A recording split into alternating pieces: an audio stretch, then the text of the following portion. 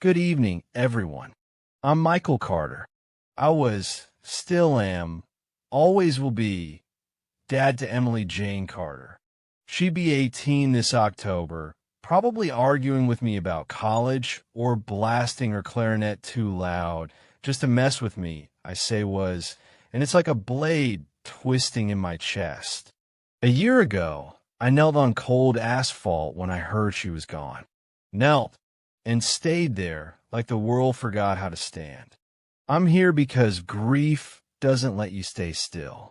It's a current pulling you under or pushing you forward. I chose forward for Emily, for all of you. Scans the room, eyes warm but raw. This is my first time speaking like this, so bear with me. I might ramble. I might crack a bad joke. Emily would have rolled her eyes and said, "Dad, you're so embarrassing." Smiles faintly. Let's start where it hurts most. The day I lost her. Picture Route 82 at dusk, July 12th, 2024, just outside Jefferson County, Missouri. The air's thick with summer humidity, cicadas screaming in the trees. The road's a narrow ribbon of asphalt, lined with wild clover and rusted guardrails. Emily's biking home, her red Trek bike glinting under the fading sun, her backpack stuffed with sheet music. I can still smell the pavement, warmed by the day, and hear the distant hum of cars. That's where it happened. That's where everything changed. Emily wasn't just my daughter. She was my compass. She'd leave sticky notes on my briefcase. "Dad, don't forget to smile today." She'd tease me for burning toast, but eat it anyway. Losing her wasn't just losing a person. It was losing the part of me that knew how to hope. But I'm here because I learned something. Grief isn't the end. It's the start of carrying her with me in every choice, every laugh, every tear. Let me take you to that day, not to hurt you, but to share her, to show you who she was and who I'm becoming because of her. It was 6:47 p.m. I know because I checked my phone when Emily texted me. "Band ran late, Dad. Be home soon." I was in our kitchen in Fenton, stirring spaghetti, the radio playing some awful 80s song. Then the phone rang again. Detective Alicia Moreno. Her voice was steady, but it cracked when she said, "Mr. Carter, there's been an accident." I dropped the spoon. Marinara splattered like blood on the tiles. Route 82 is a two-lane road, curvy, with pines casting long shadows. Emily was pedaling hard, her ponytail bouncing, probably humming some jazz tune for band. The car, a silver Honda Civic, came from the other direction. Kevin Marshall, 25, was behind the wheel, his phone glowing with a text he couldn't ignore. The sheriff's report said he was going 45 and a 35, thumbs tapping out a reply to a client. Emily saw him drift over the center line. She swerved. God, her reflexes were lightning. But the bike's front wheel caught the car's bumper. The impact threw her 20 feet. Her helmet cracked like a walnut. I saw the skid marks later. Black snakes burned into the road. Kevin Marshall, he was an app developer, chasing deadlines, always tethered to his phone. Young, ambitious, distracted. He didn't mean to kill her, but his choices did. After the crash, he stumbled out, sobbing, I'm sorry," as if words could stitch her back together. Detective Moreno told me he was shaking, vomit on his shoes, staring at Emily like he'd seen his own future break. His trial was quick. Vehicular manslaughter, 3 years probation, community service. But the real sentence was his guilt. He's changed now, volunteers with teens, teaching them about distracted driving. Emily's forgiveness, Her hand squeeze did that. It's like she held the power, even in her final moment. Detective Alicia Moreno. She's with Jefferson County Sheriff's Office, a 15-year veteran with a voice like warm gravel. She didn't sugarcoat it when she met me at the scene. "Mr. Carter, she didn't suffer long," she said, her hand on my shoulder. She walked me through the wreckage, bike frame twisted, Emily's clarinet case cracked open, sheet music fluttering like ghosts. Moreno's compassion gave me a tether to reality. She's seen too many crashes on Route 82, a known trouble spot, narrow, poorly lit, no bike lane. She's been pushing for safety reforms ever since. Dr. Jonathan Reed, the ER doctor at SSM Health Street, Clare Hospital. He was calm, gray hair, eyes like he'd seen 1,000 tragedies. When I got to the hospital, he sat me down, said, "Time is ours to lose, Mr. Carter." Emily's heart fought until the end. He didn't rush me out. He let me hold her hand, cold, too small, while he explained her injuries, skull fracture, internal bleeding. His words gave me a strange peace, like Emily's fight was her final gift to me. Kevin was driven by pressure, work, clients, the hustle of a tech world that never sleeps. His distraction wasn't malice. It was carelessness, a moment of prioritizing a text over a life. Moreno's motivation was duty, but also empathy. She's a mom, too, and I saw her wipe her eyes when she thought I wasn't looking. "Dr. Reed? He's a healer, but he knows some wounds don't close. He gave me truth when I needed it most." That night, I stood by the ambulance, its red lights pulsing like a heartbeat.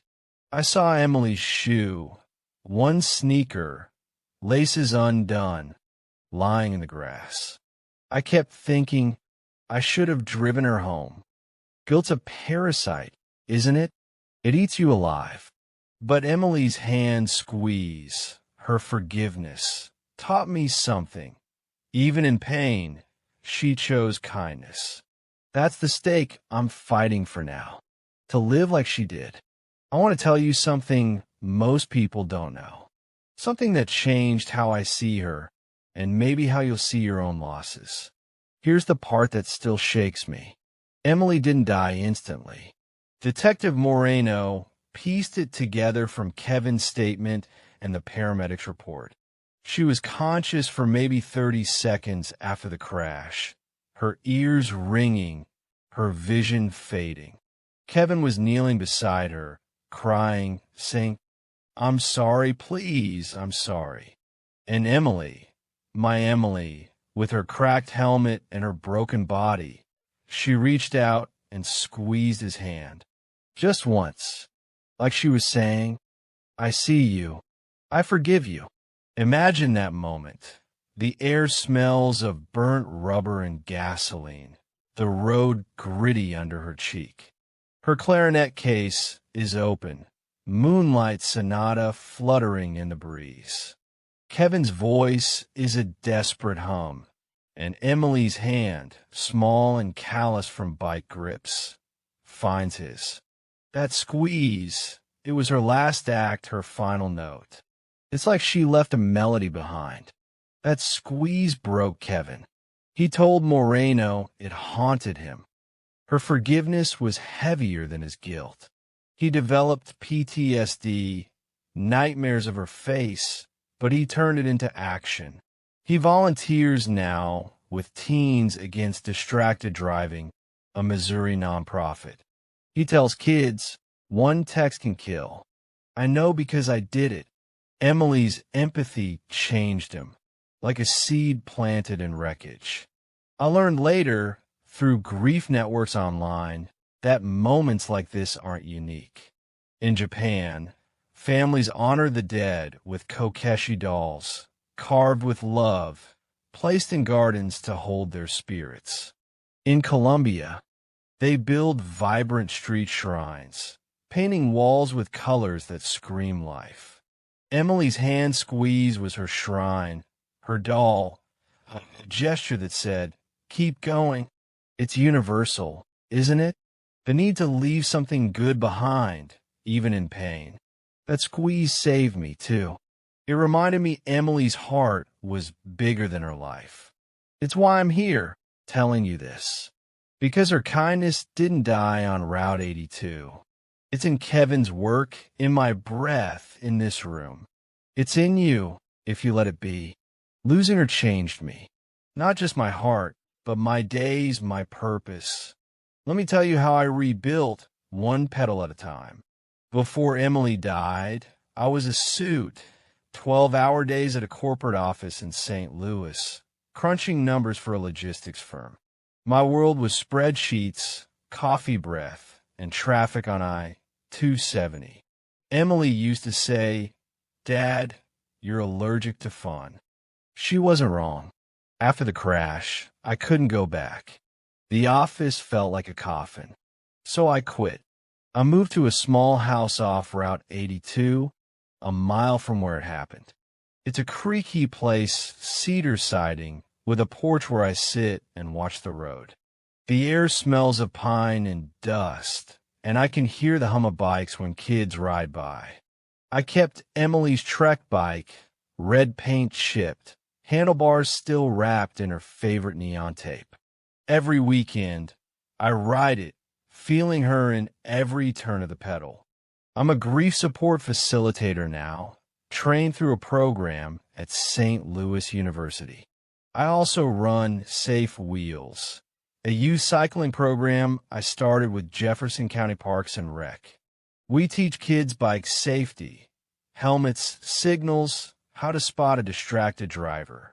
Last month, I had 20 kids out there, wobbling on their bikes, laughing when I said, "If your dad's voice in your head says, 'Wear your helmet, call it, Mom.'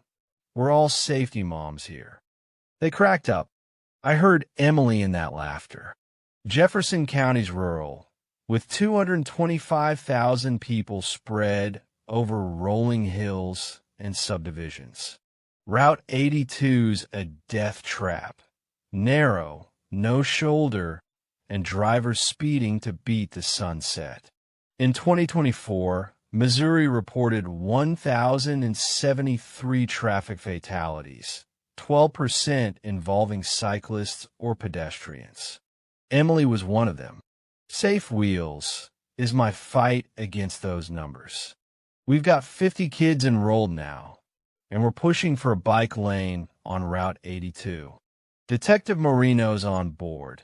She's lobbying the county council with me. Humor keeps me sane. Last week, I told the kids, "If you don't wear your helmet, I'm going to duct tape it to your head like a bad hat." They howled. My wife, Sarah, she's a pediatrician, shows up in her lab coat, pretending to be a helmet fashion police. She'll say, "This is how not to wear a helmet, unless you're auditioning for Confused Astronaut." The kids love it. It's Emily's spirit, making us laugh through the hurt. That laughter, it's gone global. Let me tell you about Emily's Bike Rodeo and how it's connecting us across the world.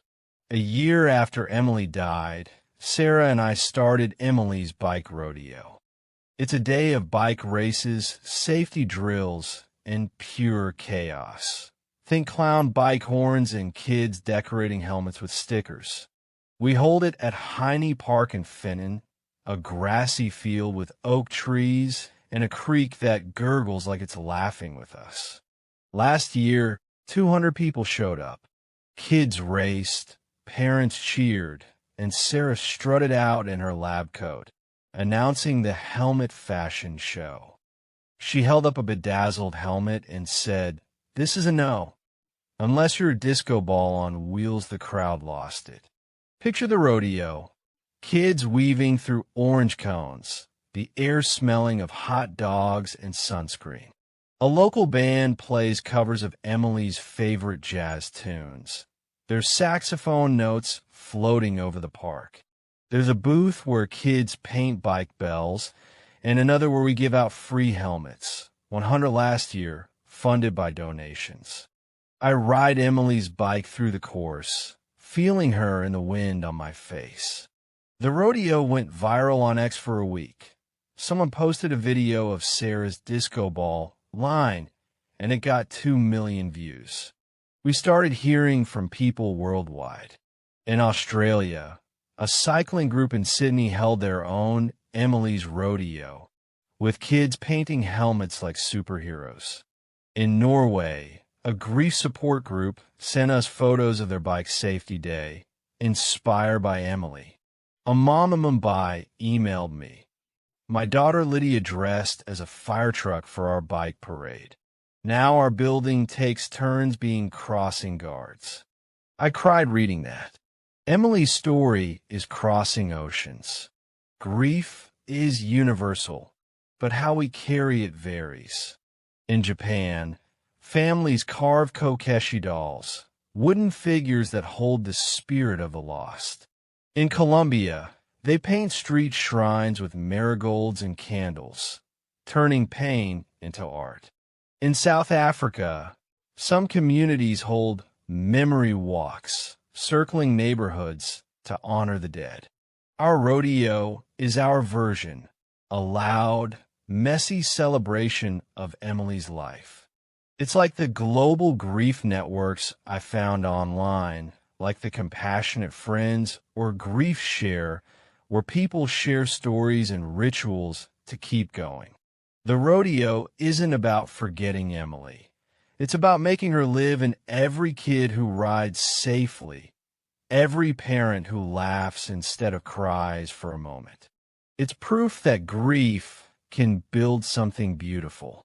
I ride her bike, I hear her laugh, and I know she's there cheering us on. I've got one last thing to share, advice for you, sitting here carrying your own pain. Let's end with hope. I see you, your tears, your clenched hands, your brave faces.